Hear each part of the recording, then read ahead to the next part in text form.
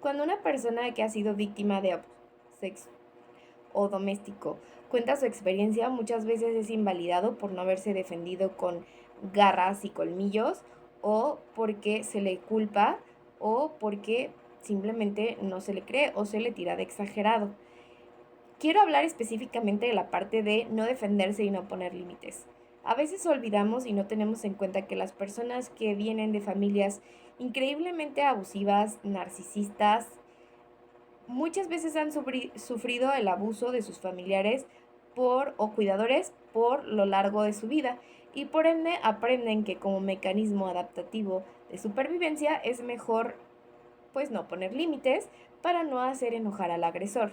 Eso es algo que perdemos en cuenta y que es la realidad de muchas personas. Ahora bien, cuando yo subí mi video de la experiencia, me pasó esto. No por los usuarios del canal, sino por las personas que conocían un poco el caso del que yo estaba hablando. Y me dijeron, es que no puede ser porque no te defendiste, es que no puede ser porque te congelaste de momento, es que no puede ser. Me hicieron dudar de mí misma. Y es que no es hasta que tienes un proceso terapéutico y analizas el todo y el contexto del que vienes, que no te cae ese balde de agua fría del por qué no hablo, por qué no me defiendo, por qué no golpeo, por qué no denuncio, por qué no denuncio. Es muy importante tener en cuenta el contexto de la persona. Las personas que han sido constantemente víctimas de abuso durante toda su vida, muchas veces no tienen las herramientas para poner límites o defenderse o denunciar. O simplemente no tienen los privilegios para hacerlo porque saben que hacerlo va a tener consecuencias fatales para su bienestar. Hace muy poco me cayó un balde de agua fría porque yo misma me cuestionaba a mí misma. Pero cabe mencionar como contexto que mi familia en la infancia, por no entrar en detalles, cuando todos estaban en casa fue una familia muy disfuncional y agresiva, en la que había un autoritarismo totalitario en el que no se podría decir que no a los cuidadores. Ahora bien, este ejemplo pasó hace poco en mis 30 y pico años como una mujer independiente, viviendo sola, teniendo un trabajo, teniendo una familia propia, pero aún relativamente vulnerable a los ataques, especialmente psicológicos, de algunos miembros de parte de su familia. Ahora bien, teniendo tanto tiempo emancipada de este núcleo y teniendo tanto tiempo en terapia, muchas veces uno aprende a poner límites y pierde de vista el peligro que puede ser en la convivencia con estas personas abusivas el decir no. Entonces, es story time para que entiendan el por qué a veces una víctima de abuso no puede decir que no. Esta persona familiar iba manejando mi auto y estaba obstinada con que yo limpiara mi guantera y sacara todo de mi guantera y saber qué contenido tenía mi guantera específicamente. De momento, sí, debo de admitir que soy una persona desordenada. Sin embargo, soy un adulto y creo que puedo gestionar mis objetos de la manera en la que yo considere correctos, ¿ok? Entonces, esta persona iba manejando mi auto, yo venía enfrente de la guantera y le dije, ¿sabes qué?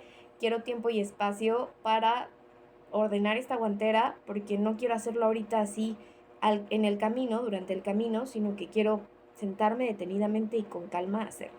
Esta persona inmediatamente enfureció de manera muy desproporcionada a mi petición y entonces empezó a gritar que yo en ese momento tenía que sacar toda la guantera, especificarle cada uno de los objetos que tenía en la guantera, y esa persona iba a determinar lo que se iba a hacer con cada objeto de la guantera, quisiera yo o no quisiera yo. Claramente esta persona no me ve como una persona autónoma, sino que me ve como alguien a quien puede controlar y alguien a quien tiene que mandar y alguien de quien tiene absoluto poder. Digamos, es un abuso de poder, ¿no? Absoluto poder sobre ella. Entonces, yo pensé que era una petición muy irracional y al ver colérica a esta persona, le dije de una manera muy templada, creo que puedo esperar a hacerlo, me gustaría hacerlo en mi casa, no lo voy a hacer ahorita, lo voy a hacer después. Este límite y esta negativa hicieron que esa persona explotara en su ira. De modo que mi petición para hacerlo después, por muy racional y muy lógica que fuera, provocó que esta persona me agarrara a golpes en la vía mientras manejaba. Me agarró a puños en la cabeza, en el torso, etcétera, y no fue hasta que un carro nos vio, porque se paró al lado de nosotros, que esta persona reaccionó sobre lo que pasaba y me dijo, es tu culpa porque estás gritando, porque estás llorando, porque eres una exagerada y tú te lo buscaste, es tu culpa, te lo mereces por no obedecer a mis mandatos sobre lo que tú tienes que hacer con tu guantera y tus objetos que yo quiero que tú hagas. En este momento mi niño interior entendió el por qué muchas veces yo no supe decir que no. Por qué yo muchas veces no denuncié, por qué yo muchas veces en voz alta no pude decir no quiero, no lo hagas, etcétera.